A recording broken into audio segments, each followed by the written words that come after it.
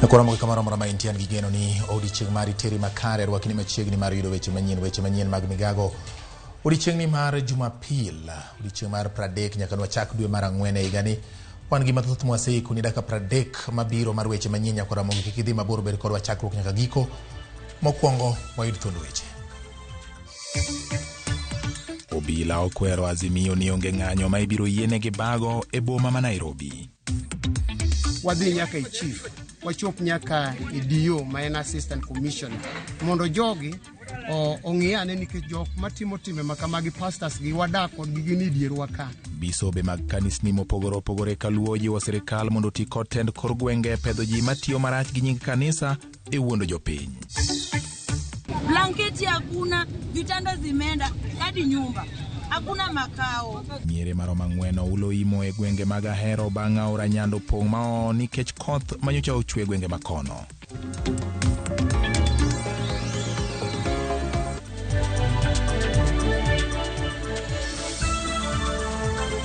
Parwakni machiegni nyaka Ramogi nyatudri kode namba 3600 kata bende nyalo luwo wechegi kokalo e Facebook mar Ramogi TV Kenya, YouTube kachiel kod Twitter handle en @Ramogi TV KE. Parni gin weche mag Migago.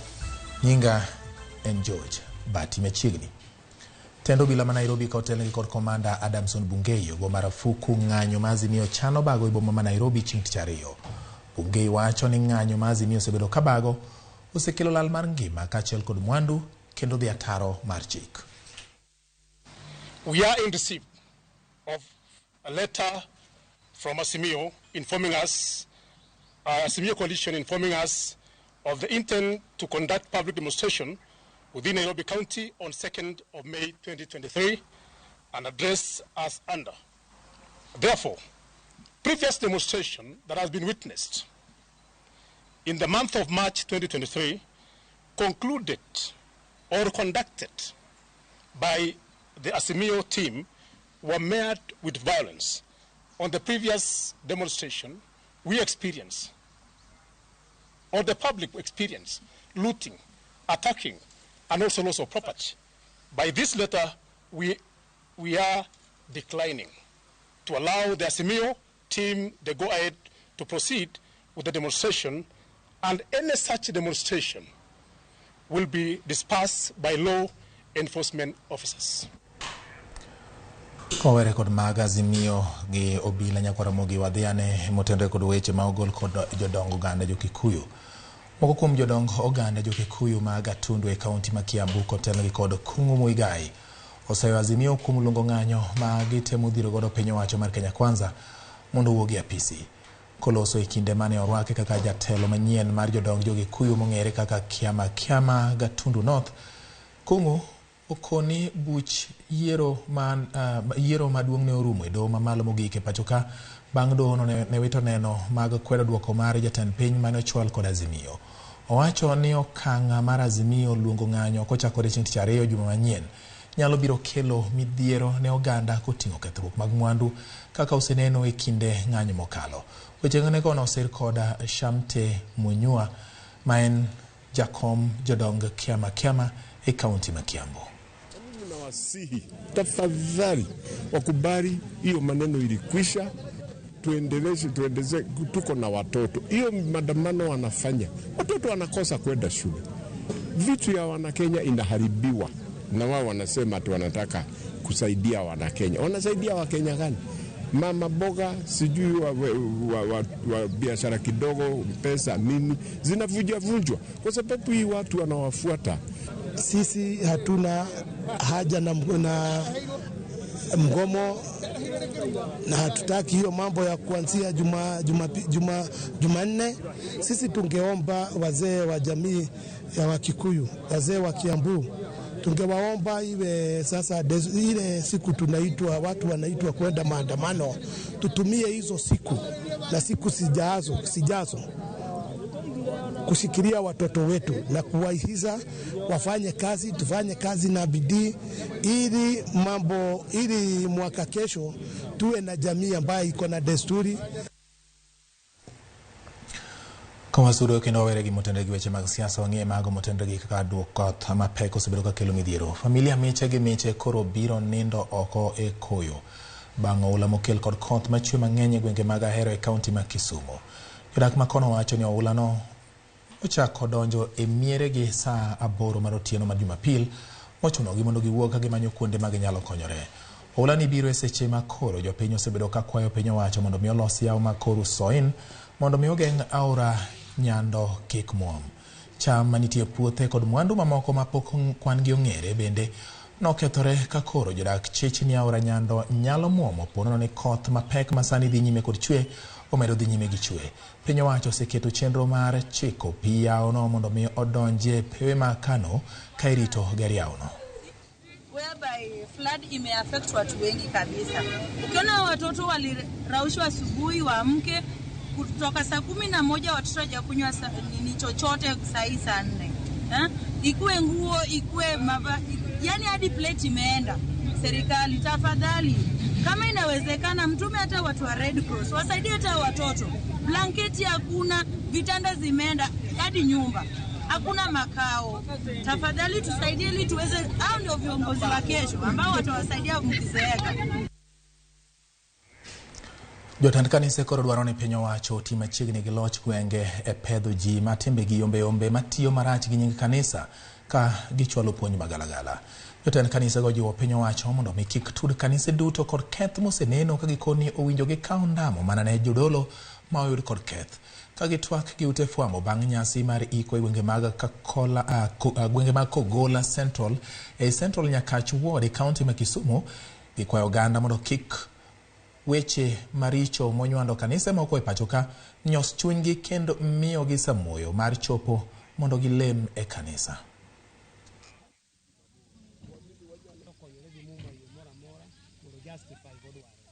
Kwayo sirkal marwa kochakore e miji 10 kendo ni ng'ama rito gwenge 10 kaeto sud kodwa nyaka assistant chief, wadhi nyaka e chief, wachop nyaka e DO ma en assistant commissioner mondo jogi ong'iyane nikech jok matimo timbe makamagi pastors gi wadak kod gi gini dierwa ka.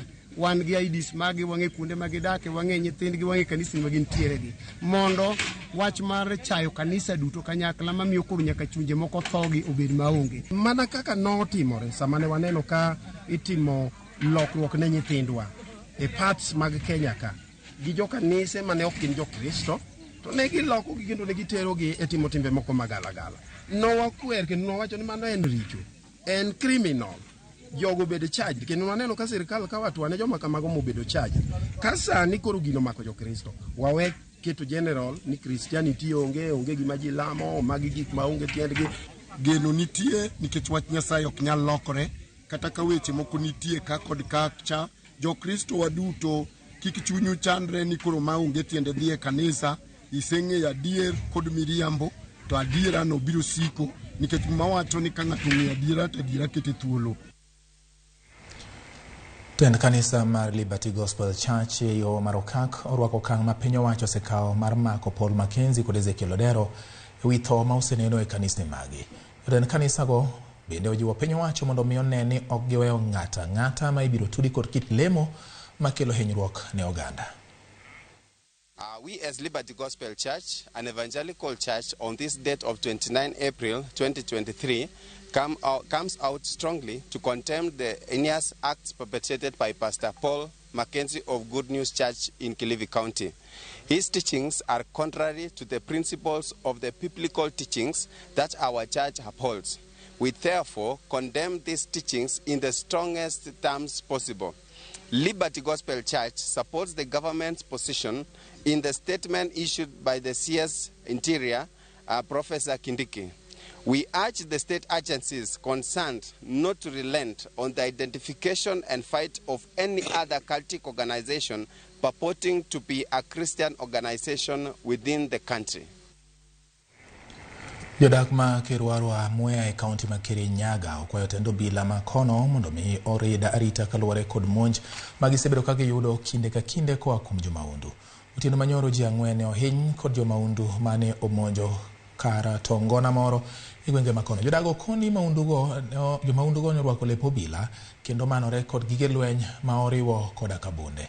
Ikoni ne gichako kod kwalo jamni ka koro sani gidonjo nyaka imiere kod ohand ji. Kidogo wakaanza kupiga watu wakianza wala na panga. Wamepelekwa Mutithi wakafanywa wa first aid, wakatumwa Kembembe.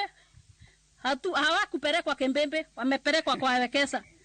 Wakora wameingilia mlango wa nyuma, wakaingia kwa Kirambu, wakakuta customer kama wanakunywa pombe. Mwenye kuuza pombe alifikiria ni customer wameingia, kwa sababu huku Kirwara kuna wageni wengi sana. Sasa kungonja akasikia mapanga inalia na mapisto inalia huko ndani. Odhi nyime obila nyo odiro iro malungo piwang ne jonyuol manyo muocho tulo e sikuni nyiri mamokumo e kaunti ma Kakamega e kinde bura manyo bakuro.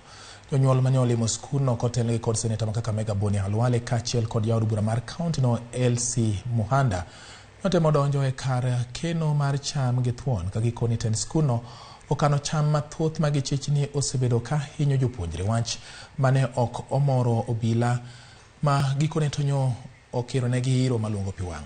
Sikuno owinjo yaw tich ariyo bang' lore kuom jumbe 3 kaluwore gi muoch mar tuo manonego jopuonjre 3 kod japuonj achiel.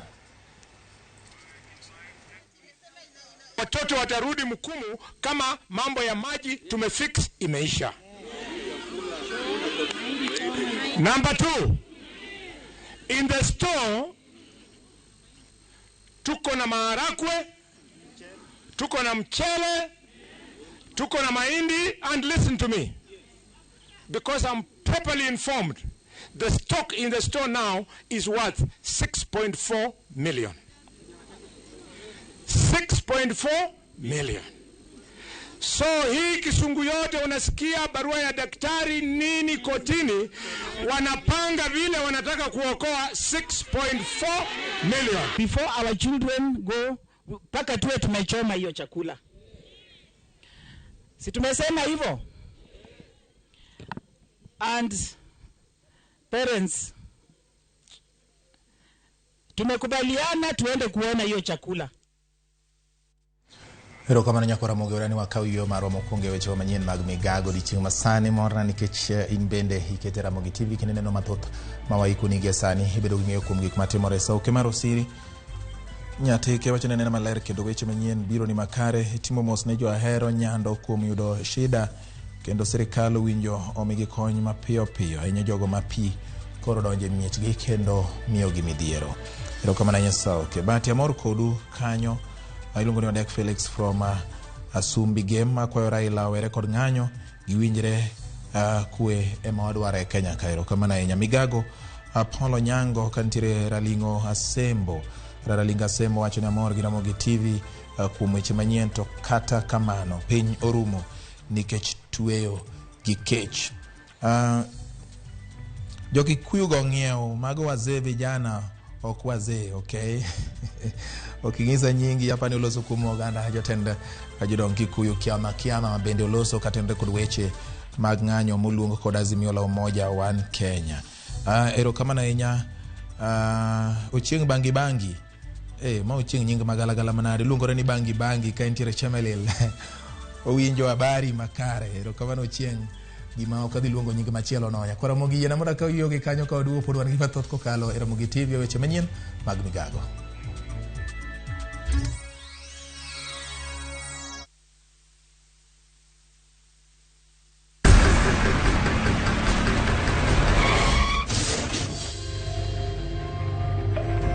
Pole sana madam. Usijali. Wacha wasiwasi.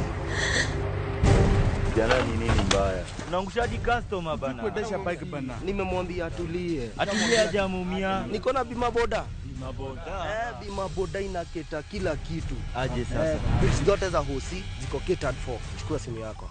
Una dial *487#, choose insurance, alafu na select hapo bima boda, fuata hizi instructions zote. Once you pay unapata that party sticker yako instant. Kain gi okumba mar boda mari kata kama masira ojuki, one kodi kik baji goyi bang' masira. Yudo okumba mar bima boda ne boda ni kawuono e nengo moyweyo mar shillings 500 kende. D*487*4# mondo mi yud bima boda.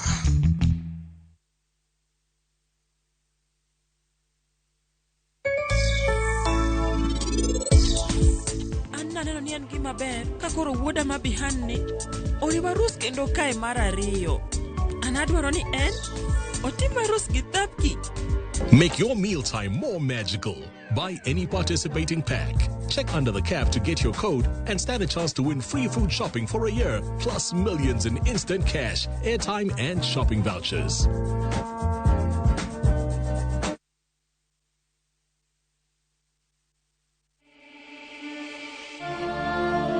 In what is now Kenya's worst drought in 40 years, over 5 million Kenyans are facing starvation.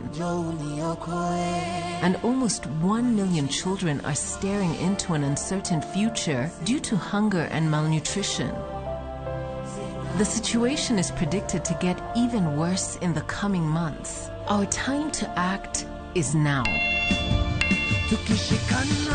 We have always been there for each other in the spirit of togetherness. One people, one nation. Together, we can help children in the worst hit counties to have a tomorrow to look forward to. Every help counts. To send your donation, dial *802# on your phone or visit www.saidika.co.ke, an initiative of Kenya Red Cross Society and Saidika.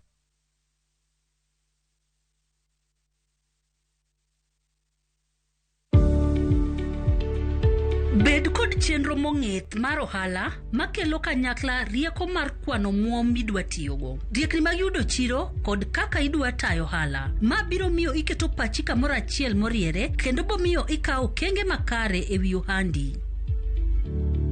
As a woman in business, let KCB fire up your female-led and made enterprise, KCB Flame. To find out more, call 0711-087-000 and visit us at any KCB branch countrywide.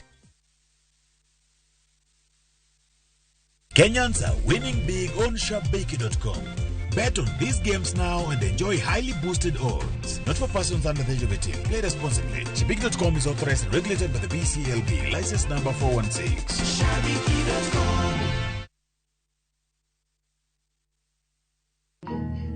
Chir ok ng'ur seche te. Ntie seche moko ma chir biro kuom wuoyo gi duol mamuol. To seche moko chir en duol mamuol mamiyi bedo gi geno mar temo kendo kinyne. Par niya, onge gima ber mabiro mayot.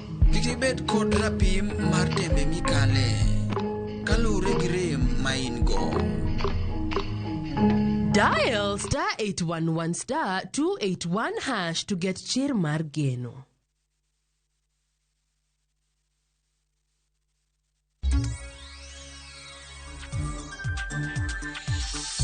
Machiegni kendo nyakora Ramogi wamedo dhi nyime gi weche manyien gie sani. Wang'ie motenore kod kuonde kata kaka bombe wa machon winjo bed ni dongore. To nyaka gie sani samoro nitiere dongruok ma ok oseneno ahinya ma inyalo ketie sigana. Nyakora Ramogi Jwang, bende iparo dukni madongo mane ochaki ne Okwala Supermarket.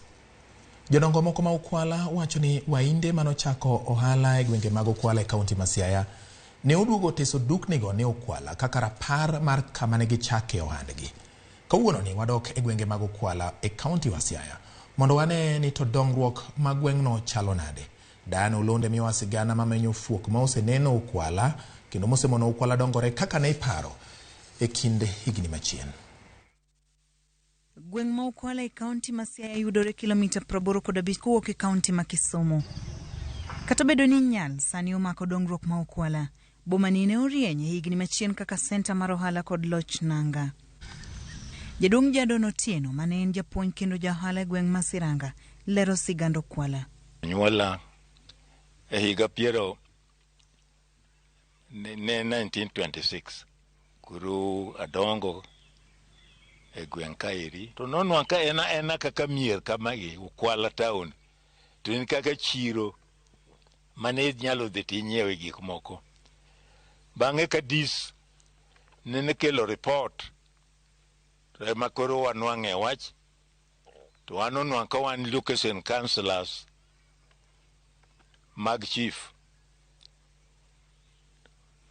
ko abet kanyo dis gedo kanyo dis chako dak kanyo ma ud man kanyo mag sirkal go mago no ger mag dis wakwongo warwako DO e bar kanyo kapod en na bungu onge gimo ayo luwiye jagirkacha bende okel kanyo watiyo kodo e bar kanyo ero.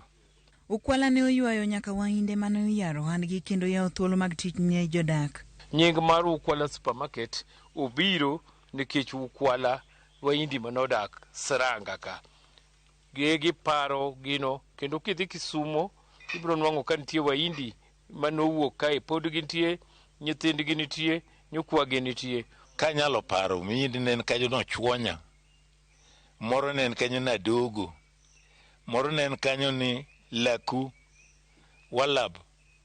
Magi nen wayind masinia maneno donjo kae. Koro gineno ni nyaka giger ud mabeyo magi nyalo loko ohala ema gichako kod center no.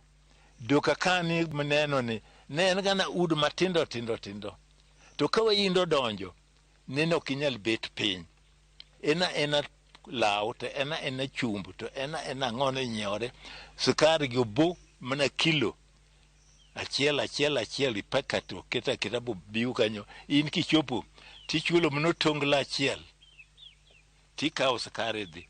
Dongruok ma Ukwala no jiwo pur pamba mane ilose masinde mandere kod niang' manzoia.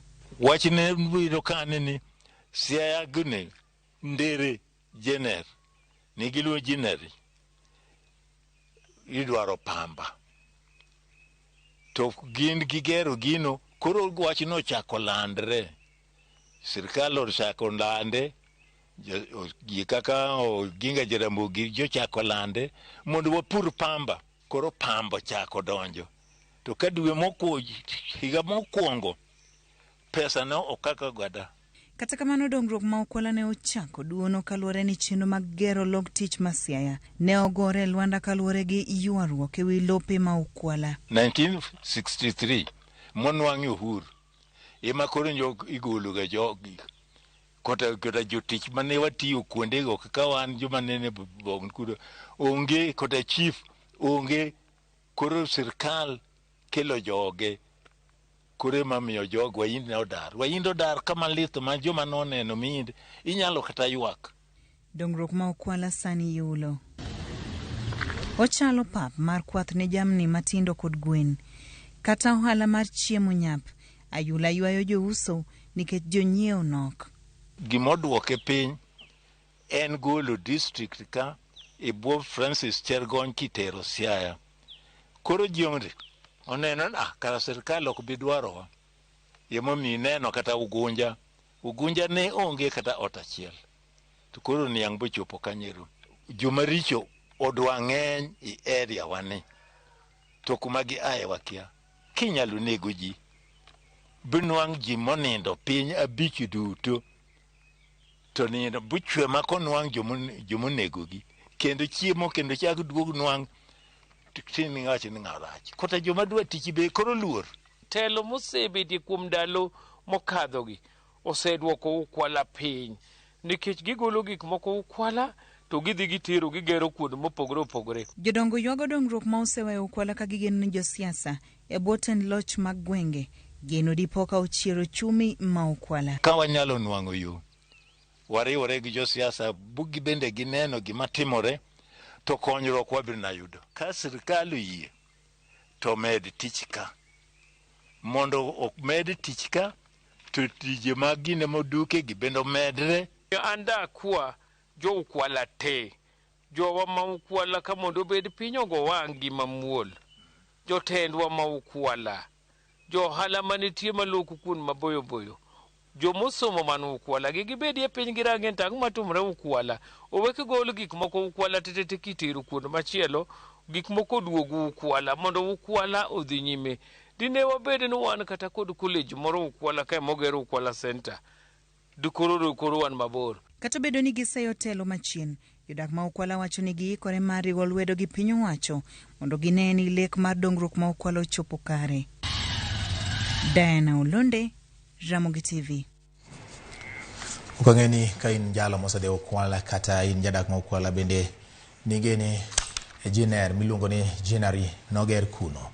Bende ning'eyo ni dukni mathoth mane waneno ka samoro dongo kata bombe mopogore opogore miluongo ni Ukwala supermarket nochaki nikech kuonde mane wainde mane weg duknigo nochaki wandgi mokwongo ma en gweng' ma Ukwala kata e boma ma Ukwala mayudore e kaunti ma Siaya. Kawuono kori bedo gi ng'eyo. Oganda jo Kenya kori kwayo mondo mi oti kod teko ma oketho alwora e yore mag tedo kod chenro mamoko kaka yor rito alwora e kinde ma lokruok chal kor lwasi medo kelo midhiero ne piny mangima. Jalony e weche mag alwora Purity Kathurima kwayo oganda mondo mi oti gi gas molosi gi mano miluongo ni biogas ma bende rito alwora e chenro margi mar tedo kod kar tiyo gi yien ma ketho alwora. Tiyo kod yien osebedo ka duoko piny kwan mag bunge ma Thurka, wach ma bende kelo lal mar koth. Kathurima wacho ni tiyo kod biogas ni kod ber mathoth koriwo koda ka tiyo kode kaka manyiwa e weche mag pur. Bende owacho ni gi sechegi center mar loso biogas no sechako tiyo gi jodak ma Meru ka imiyogi tiegruok mowinjore e tiyo kod kit tekono. Mtambo wetu kuna haja ya kuenda kukata miti. Utaachana na kukata miti, utumie mtambo wako vizuri, upike vizuri na it will conserve the environment. Personally, I've done a degree in natural resource management whereby most of my things nimekuwa nikifanya ni conservation. Tunajua utumiaji wa makaa uko kwa hali ya juu, na hata kama tunasema tunapigana na uchomaji wa makaa, hatuwezi kuzuia kabisa tuseme tumemaliza huu uchomaji wa makaa. Kwa hivyo ni jukumu letu kuwashukuru sana na kuhimiza wale wana uwezo, sababu wakaaji wetu wengi ni wakulima na wako na hizo ng'ombe. So wale wanako na uwezo wakiweka huu mtambo utasaidia sana. Kwanza kuna usafi wa mazingira, huo ukataji wa miti utapungua. Manen Prime Minister mar piny Sudan Abdalla Hamdok onyiso luoro ni lweny madhi nyime e pinyno nyalo bedo marach moloyo mane otimore e piny mar Syria kod Libya. Koloso romo bagi boma ma Nairobi, Hamdok okwayo pinje maoko mondo mi omakre kendo gijiw jatend jolweny ma Sudan kod jatend kweth mar jolweny mobalo RSF mondo mi oyie twak. Jodak e boma ma Khartoum okoni ndeke mag lweny ne omedo fuyo e boma no kinyi ma kawuono, gino manyiso ni lweny pok ochung'. Ji miche modhuro osewito ngimagi kama moko bende osedar e miechgi nyaka ne lweny chakre piny Sudan tarik 15 mar dwe mar Ang'wen. Midhiero mar wuoth bende koro omako oganda e dho wath ma Port Sudan kaluwore kod kwan mamalo mag joma dwani odhi omany jot Saudi Arabia kaachiel kod Yemen kaluwore kod lweny mamedore e piny Sudan. The change of April 2019, things will never be the same again in Sudan. We have said goodbye to dictatorship forever. We can have reversal, we can have setbacks, but we will never be defeated.